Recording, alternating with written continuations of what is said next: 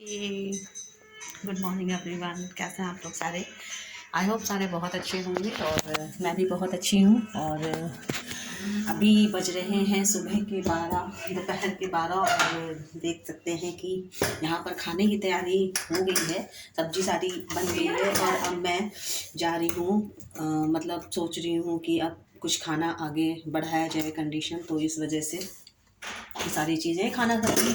तो मैंने सुबह ही बना ली थी, आलू मटर टमाटर की सब्ज़ी बनाई है। जैसे कि नवरात्रि चल रहे हैं तो इस वजह से नवरात्रों में हम लोग प्याज वगैरह तो कुछ खाते नहीं हैं, तो ये चीज़ है। तो इस वजह से अभी क्या है कि ना, केवल आलू मटर टमाटर शिमला मिर्च गाजर ये सारी चीज़ें डाल करके सब्ज़ी बना ली है और बस आटा भी गूंथ के रख लिया है सब्ज़ी का। तो ये है, सब्ज़ी बन चुकी है, सब्ज़ी बन के बिल्कुल रेडी है और बस पराठे सेकने जा रही हूँ। पराठे सेकने के बाद फटाफट खाना खाने के बाद उसके बाद अपने को शॉर्ट वीडियो में शूट करूँगी। तो आज के ब्लॉग में कुछ ज़्यादा खास नहीं है। आज का ब्लॉग सिर्फ इतना ही है कि आलू मटर टमाटर की सब्ज़ी रेडी हो गई है। थोड़ी सी इसको गर्म कर लेती हूँ क्योंकि सुबह मतलब हो गया है, 1 घंटा हो गया है इसको बने हुए, तो थोड़ा सा गर्म करना तो ज़रूरी है।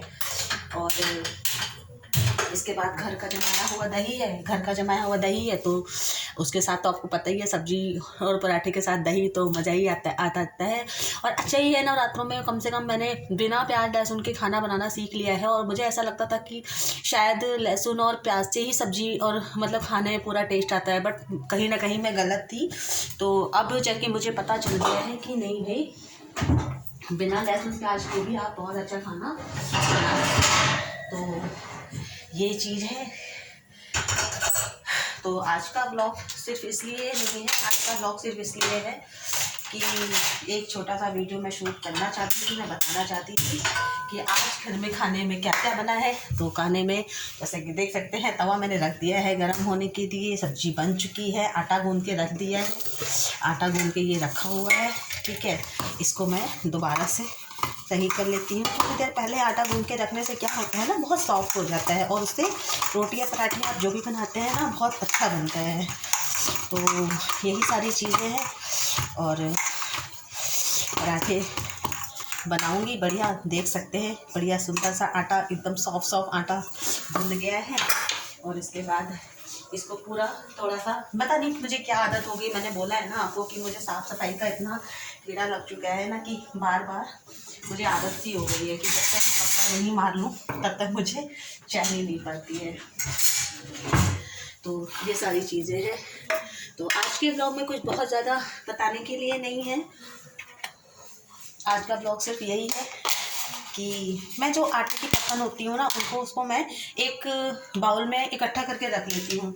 तो उससे क्या होता है कि आटा पूरे आटे में अगर हम मिला देंगे तो वो जूठा हो जाएगा। ठीक है, और अलग से रखने में ये है कि हम उसे दोबारा से भी यूज़ कर सकते हैं, तो इसलिए मैं उसे अलग रखती हूँ। और जैसे मैंने पूड़ी बनाई, पराठे वराठे बनाए, तो उसका घी भी मैं अलग रखती हूँ। मैं पूरा मिक्स करके नहीं रखती हूँ क्योंकि कभी व्रत में भी हमें वही तेल और घी यूज़ करना होता है, तो अगर हम एक साथ मिक्स करके रखेंगे तो वो जूठा हो जाता है। इसलिए उसे साफ, मतलब आप समझ सकते हैं ना कि घर की शुद्धि को, पवित्रता को बनाए रखने के लिए मैं ये सारी चीज़ें अलग कर देती हूँ। हाँ, रोटी बनाऊँ चाहे पराठे बनाऊँ, तो उसका जो भी बर्तन बचता है ना, जो आटा बचता है, सूखा आटा जो होता है, उसको मैं अलग एक बाउल में रख देती हूँ और वही आटा यूज़ कर लेती हूँ। जब वो ख़त्म हो जाता है तो दूसरा आटा उसमें रख देती हूँ। बट ये नहीं है कि मैं जो आटा बचता है वो आटा मैं उसमें डाल दूँ। तो ये है। और अभी तवा जो है वो गर्म हो चुका है और चलिए पराठे बनाने की शुरुआत करते हैं।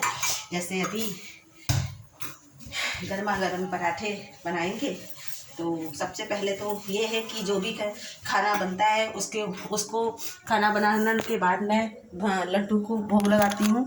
लड्डू को तो आप जानते होंगे, लड्डू हमारे छोटे से कान्हा जी हैं, छोटे से श्री कृष्ण हैं, तो उनका मेरा भोग लगाए मैं बिल्कुल कोई भी खाना अन्न मुँह में नहीं डालती हूँ, क्योंकि जो सबसे पहले खाना बनता है वो ही खाते हैं। उनको खाना खिलाने के बाद ही हम अपने लिए सोच सकते हैं। तो आज का ब्लॉग बस यही है कि फटाफट खाने की तैयारी कर रही हूँ। पराठे सेक रहे हैं, पराठे सेकने के बाद फटाफट खाना, लड्डू को भोग लगाऊंगी। इसके बाद अपनी बेटी को खाना दूंगी, इसके बाद मैं खाना खाऊंगी। तो आप लोग इस ब्लॉग को देखिएगा। ये ब्लॉग आपको कैसा लगता है कमेंट और लाइक ज़रूर करिएगा। तब तक के लिए बाय बाय।